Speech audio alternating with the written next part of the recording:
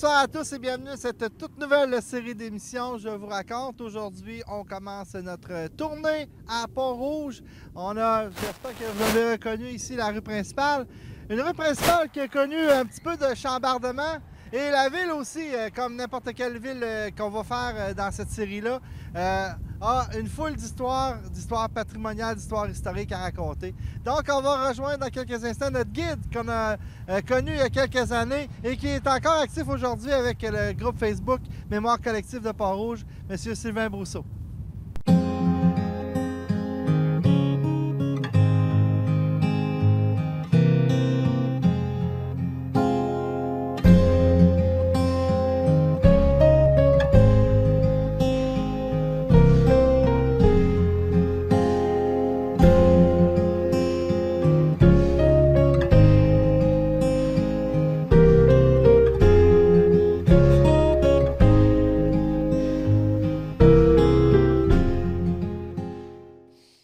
Alors, tel que mentionné à l'extérieur, on se trouve à la bibliothèque de Pont-Rouge. On va vous expliquer ça dans quelques instants.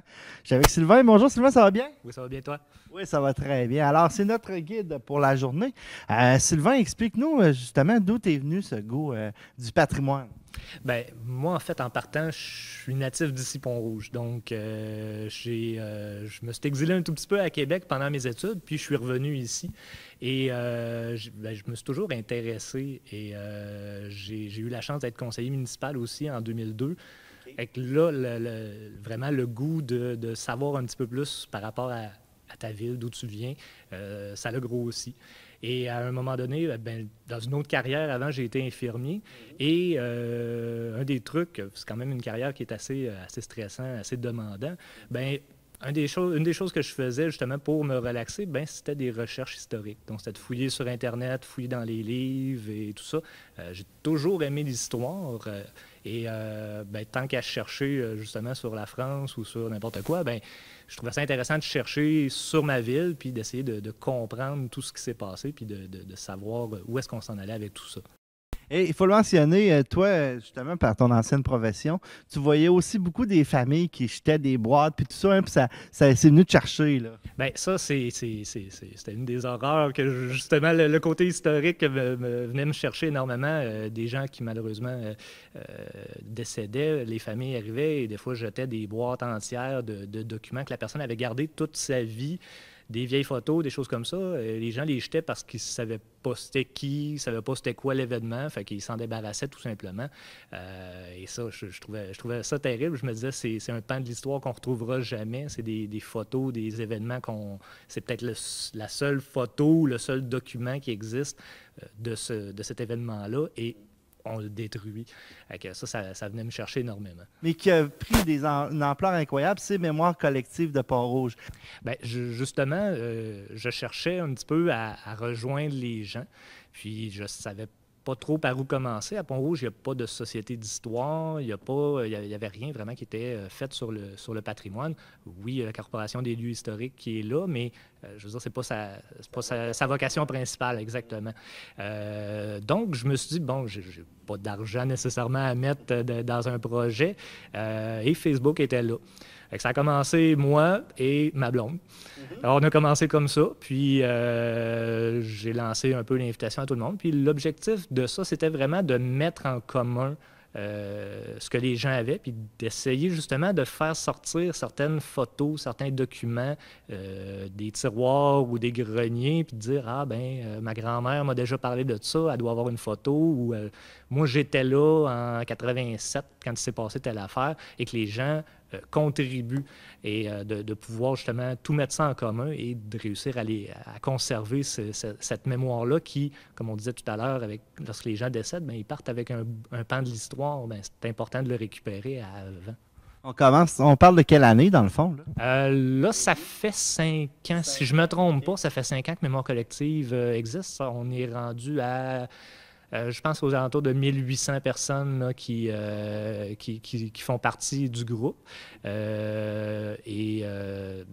dans le fond, les gens contribuent. Il y a des gens qui contribuent énormément, qui font des photos, entre autres, je veux dire, avant-après. Donc, prennent une vieille photo, la personne va chercher le même angle de vue de nos jours.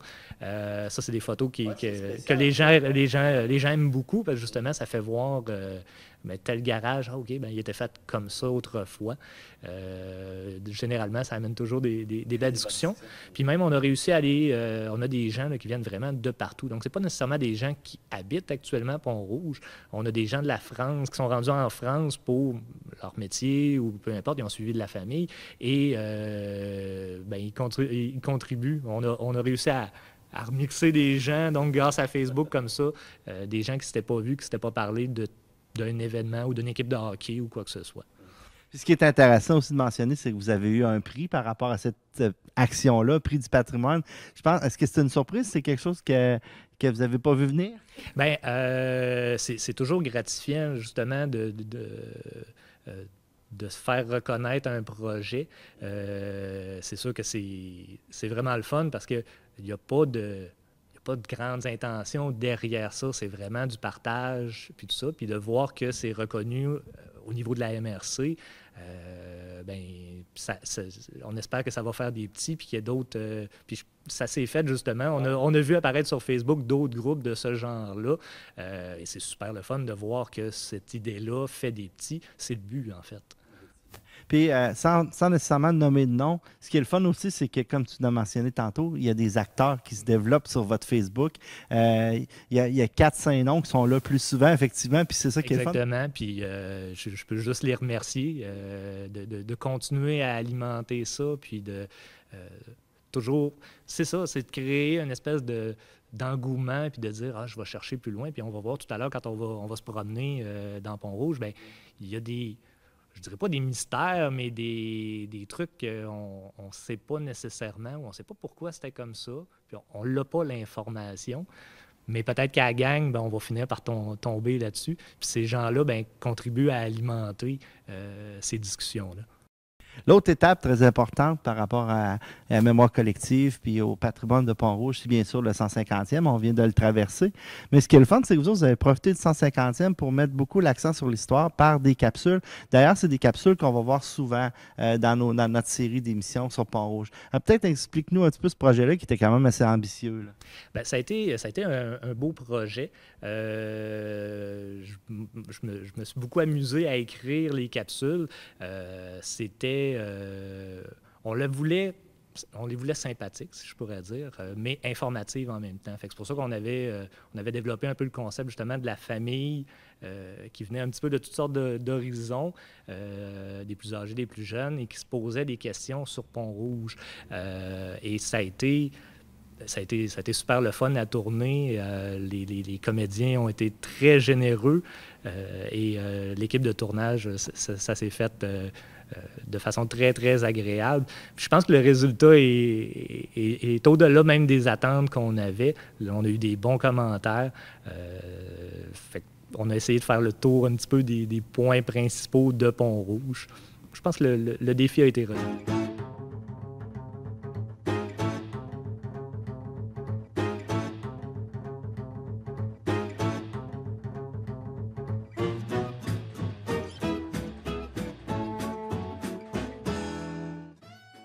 Je suis allée prendre une marche avec ma tante Gisèle le matin. On a pris le sentier qui longe la rivière. C'est tellement beau, là. Oui, c'est vrai. Mais je me rappelle jamais comment prendre ce sentier-là. Bien, c'est facile. Tu le prends soit par la Maison des Riz ou soit par l'île Notre-Dame. Okay. Hey, ça faisait longtemps que j'avais pas été là. Tu te souviens-tu les pique-niques qu'on faisait là-bas? Ben oui, je me rappelle. Il faut remonter en 1870 pour trouver les premières traces d'activité à l'île Notre-Dame. Lorsque M. Hippolyte Dubord fait construire son moulin à farine, Moulin Marcot, il utilise le ruisseau qui entoure l'île Notre-Dame pour y construire un dallot de bois. Ce dallot amène l'eau nécessaire pour actionner la roue qui servira à moudre le grain. M. Jean Paquette, commerçant de Québec, prend possession du moulin en 1878. Il décide alors de profiter du grand potentiel hydraulique qu'offre le canal de l'île Notre-Dame pour y édifier un second moulin. C'est en 1960 que le service des loisirs de la municipalité décide d'aménager un terrain de jeu sur l'île Notre-Dame.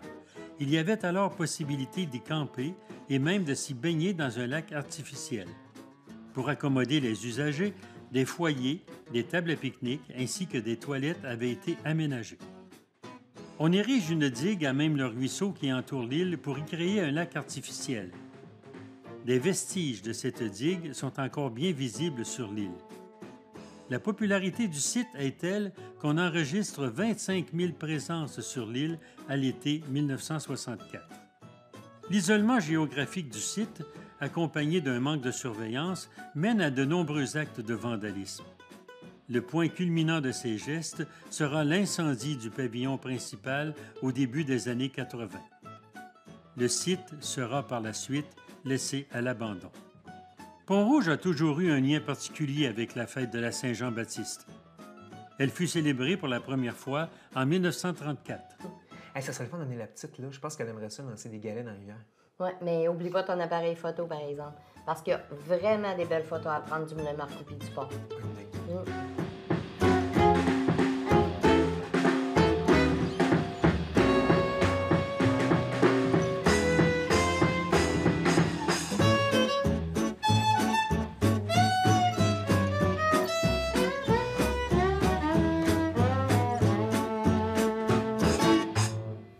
J'ai une question que j'aimerais te poser aussi par rapport au 150e, par rapport à tout ça. Est-ce que tu as l'impression que de plus en plus les gens de Pont-Rouge ils prennent conscience de leur histoire? Ça se développe. Bien, je dirais Pont-Rouge a beaucoup grossi dans les dernières années. Ça a changé énormément. Donc, on a beaucoup de gens qui arrivent de l'extérieur, qui connaissent pas nécessairement, ils prennent la ville comme elle est actuellement. Et il y a des gens qui, justement, se posent un petit peu plus de questions de plus en plus, à savoir, c'était quoi Pont-Rouge? Si on est rendu à 150 ans, c'est qu'il s'est passé quelque chose avant. Puis je veux dire, 150 ans, c'est l'histoire officielle, je veux dire, mais il y avait des gens avant ça encore. Donc, il y a tout un développement. Et tous ceux qui arrivent de l'extérieur, je les encourage, moi, à chercher et à essayer de comprendre pourquoi les choses sont comme ça aujourd'hui. Alors, on va débuter notre visite, on vous l'avait mentionné, par la bibliothèque. On va parler un petit peu de l'historique. C'est sûr que toi, tu travailles à la bibliothèque. On a fait un bon mix avec ça. Alors, j'aimerais que tu nous expliques, par exemple, la bibliothèque, ce qui est assez ironique, c'est qu'elle a commencé dans le couvent et elle va revenir dans le couvent. Alors, l'histoire est en boucle, on pourrait dire. Bien, exactement. Dans le fond, avant, la bibliothèque ici a été construite en 1991. Et avant ça, en effet, c'était du côté des Sœurs de la Charité de Saint-Louis. Donc, moi, quand j'étais petit, c'était là que j'allais pour les livres. Et la bibliothèque ici, dans le fond, a été construite quand le collège a été rénové. Collège Saint-Charles, dans le fond, qui était l'école déjà secondaire Saint-Charles à ce moment-là. Donc, il y a eu une grosse rénovation qui a été faite. On en parlera un petit peu plus tout à l'heure. Mais le but était, dans le fond, d'avoir un espace vraiment plus grand pour la bibliothèque, plus adapté, justement, pour donner plus de services. Et une chose, justement, la collection a beaucoup, beaucoup évolué. Entre autres, au départ, il y avait 6 000 livres dans la bibliothèque. On est rendu à près de 18 000. Donc, on a triplé la quantité de documents qu'on a. Il a fallu justement réaménager au travers du temps, il a fallu réaménager l'espace parce que rajouter des étagères et tout ça. Donc, il y a eu une belle évolution. Évolution aussi au niveau de l'environnement autour, parce que, puis ça, on se fait souvent poser la question, surtout par les gens qui arrivent de l'extérieur, parce que le stationnement est Il faut faire le tour pour rentrer dans la bibliothèque, et souvent on se fait dire, ouais, mais pourquoi ils n'ont pas construit l'entrée de l'autre bord? Bien, c'est fort simple, c'est que le stationnement n'était pas de ce bord-là avant. Donc, le stationnement était où il y a des jeux actuellement pour les enfants. Le stationnement était du bon côté pour l'entrée. Autrefois, c'était des terrains de tennis qui étaient où est le stationnement actuellement. Et début des années 2000 à 2005, dans ce bout-là à peu près, la commission scolaire a, dans le fond, fait déménager les terrains de tennis, a demandé pour récupérer ces terrains-là, parce que ça appartenait à la commission scolaire, pour pouvoir faire leur stationnement et faire une cour pour les jeunes du côté nord, justement, de la bibliothèque. Et là, on ne pouvait pas changer la disposition de la bibliothèque, donc c'est pour ça qu'il faut faire le tour, il faut marcher un tout petit peu. Ouais, tu nous rappelles ça, effectivement, que c'était une marque de commerce, le tennis, c'était pratiquement pas dans la rue, mais à côté de la rue. Oui, il y avait 6 terrains de tennis qui étaient là autrefois, qui étaient en poussière de pierre, donc qui demandait beaucoup d'entretien. À tous les soirs, je pense que tous ceux qui vivaient qui étaient à Pont-Rouge dans ce temps-là se souviennent des gicleurs, puis des rouleaux, les jeunes qui passaient les rouleaux. Et dans le fond, c'est ça, 2004-2005 à peu près, là, les terrains de tennis synthétique ont été installés pour justement faire place au stationnement actuel. Donc voilà, on vous a résumé ça rapidement. Il faut le mentionner que d'ici 2020, vous allez être à un autre, vous allez revenir à l'endroit où vous étiez. Dans le fond. Bien, pour l'instant, là, il y a plein de pourparlers. Je veux dire, c'est à plein niveau. Donc, il y a plein de discussions qui sont au-dessus de moi. Donc, ça, je vais les laisser continuer ces discussions-là. Mais il y a des projets, il y a des pourparlers. Donc, dans les prochaines années, il va se passer quelque chose. Mais actuellement, la bibliothèque est déjà en évolution. On se prépare déjà, peu importe ce qui va arriver. Dans la dernière année, bien, il y a beaucoup de choses qui ont changé à la bibliothèque et ça va continuer comme ça. Puis je pense que les gens de Pont-Rouge, ceux qui fréquentent la bibliothèque, en sont très heureux. Et ceux qui ne la fréquentent pas, bien, auraient peut-être intérêt à venir nous voir parce qu'on a changé puis on offre plein de choses différentes. Voilà. Alors, on s'en va à l'extérieur. Je pense qu'on va parler de l'école, prochaine étape, c'est ça? Oui, étant donné qu'on est collé autour des écoles, on va aller parler de ça pour commencer. Parfait, à tantôt. Merci.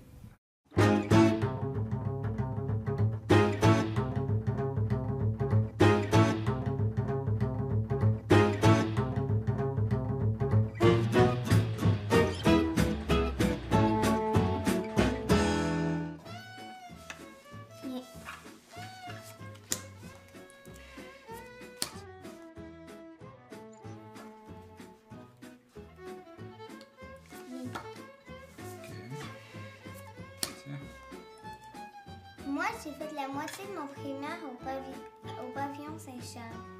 Papa m'a dit qu'il est allé à l'école secondaire Saint-Charles. Grand-papa, est-ce que toi aussi t'es allé à Saint-Charles? Oui, je suis allé à Saint-Charles, moi aussi. Mais à l'époque, ça s'appelait le Collège Saint-Charles. J'ai fait tout mon primaire là, puis une partie de mon secondaire. Ouais, c'est une vieille école, hein, tu sais, ça a plus de 100 ans.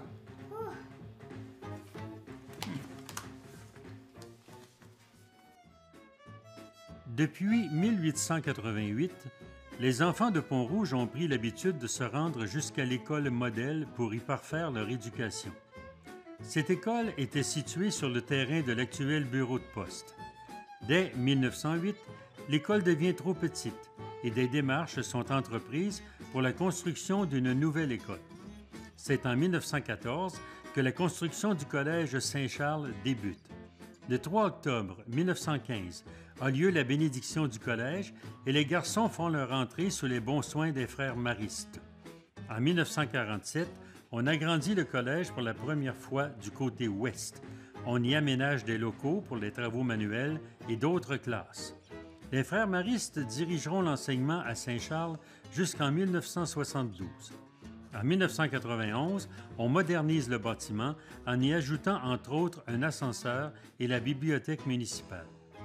6 ans plus tard, soit en 1997, on agrandit de nouveau vers l'ouest avec l'ajout de classes et d'un gymnase. En 2013, la commission scolaire de Portneuf ferme l'école secondaire Saint-Charles pour y transférer des élèves du primaire. D'aucuns seront contents, tandis que d'autres considéreront cette fermeture comme une grande perte pour Pont-Rouge. Tu vois, ma chouette, cette école-là, elle en a vu passer des élèves. Grand-papa, est-ce que tu pourrais montrer des jeux que tu faisais à la récréation pour que je les montre à mes amis? Bien sûr. Va mettre tes souliers, là. On va aller prendre l'air.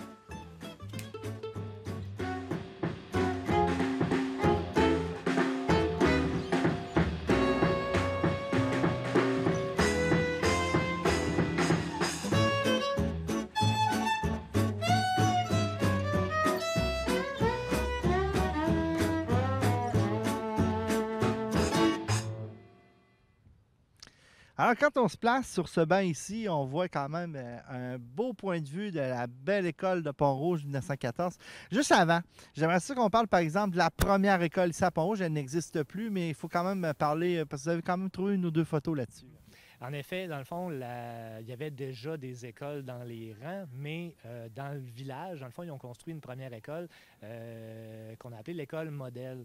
Elle se trouvait, en fait, parce que justement, elle n'existe plus. Elle a été construite en 1888 et donc tous les jeunes du village se rendaient là. Éventuellement, cette école-là est devenue trop petite. Donc, ils se sont posé la question, qu'est-ce qu'on fait? Ils ont décidé de transférer les garçons dans une école différente qu'ils allaient construire. Et dans le fond, si on regarde comme il faut sur le bâtiment, il est marqué 1914. En fait, 1914, c'est l'année de début de la construction. On va demander à notre caméraman d'aller voir, si possible, juste au-dessus, dans le fond, qui était la porte. Hein? Il faut mentionner. Bien, c'est ça. Il y a eu, on va en parler tout à l'heure, des différentes rénovations qu'il y a eu de cette école-là. Mais la porte principale, si on oublie tout ce qui a été construit, en 1914, dans le fond, l'entrée principale se trouvait juste en dessous de l'écriteau, justement. Il y avait des marches qui permettaient de monter. On voit encore certaines traces là, sur le mur, entre autres les deux lampadaires qu'il y avait de chaque côté. Et si on regarde en bas complètement, il y a aussi des traces là, qui démontrent qu'il y avait un escalier autrefois. Il y a un beau clocher en haut, puis il y a une cloche. Tu étais allé il y a quelques années. J'ai eu la chance. Des fois, il faut créer sa chance aussi. J'ai demandé la permission, justement, sachant que le 150e s'en venait. Donc, j'ai demandé la permission à la commission scolaire de monter pour aller la photographier. 4 gravures, dans le fond, sur la cloche. Et il y en avait une, entre autres, que j'étais pas capable d'identifier. Je me suis informé à Ottawa. Il y a justement un organisme qui s'occupe des logos et ces choses-là. Et m'ont révélé que c'était l'emblème du pape de l'époque. Je ne me souviens pas quel pape là, par cœur à cette époque-là, mais toujours est-il que c'était l'emblème du pape. Et on m'a même demandé de pouvoir conserver la photo parce qu'il n'y avait pas de documentation sur cet emblème-là. Donc, en plus, c'est ça, à Ottawa, il y a une photo qui a été gardée. Autrefois, c'était fait différemment à l'intérieur et entre autres, le dernier étage était un dortoir. Donc, quand on dit aux plus jeunes aujourd'hui qui ont des classes là, bien, autrefois, il y a eu des gens qui ont dormi où est ta classe actuellement. C'est toujours un peu impressionnant.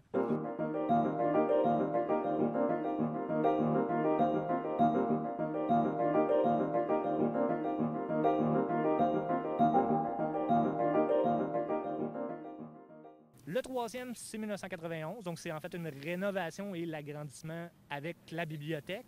Les cages d'escalier, l'ascenseur a été rajouté aussi à ce moment-là. Juste avant ça, l'école était rendue en très piteux état. C'en était dangereux. En fait, même la partie arrière, qui était celle des frères, était plus utilisée parce que c'était rendu trop dangereux. Aussi bizarre que ça puisse paraître, c'est à cet endroit-là qu'ils ont installé, à la même époque, le début du service de garde haricot rose. C'était pas assez correct pour les élèves. Fait que c'est ça. Fait qu'il y a eu... c'était quand même particulier. Et donc, en 91, il y a eu cet agrandissement-là. Et le dernier agrandissement, dans le fond, date de 1997. L'agrandissement qui comporte le grand gymnase, ainsi que des classes, dans le fond, qui ont été faites. Toute la section pour les casiers aussi a été refait, un local de musique. Donc ça a été fait. La version originale du projet qui a été déposé, d'abord un primaire secondaire intégré, un bâtiment. Le gymnase était dans ce sens-là. Dans ce sens-là, il y avait une zone d'administration, aussi une cafétéria, les bâtiments étaient liés à ce moment-là. Parce qu'on avait un ajout de locaux de classe au-dessus du bâtiment, du bâtiment qui a été fait il y a 6 ans. Donc là, la bâtisse était liée et administrativement à quoi? Dans le projet?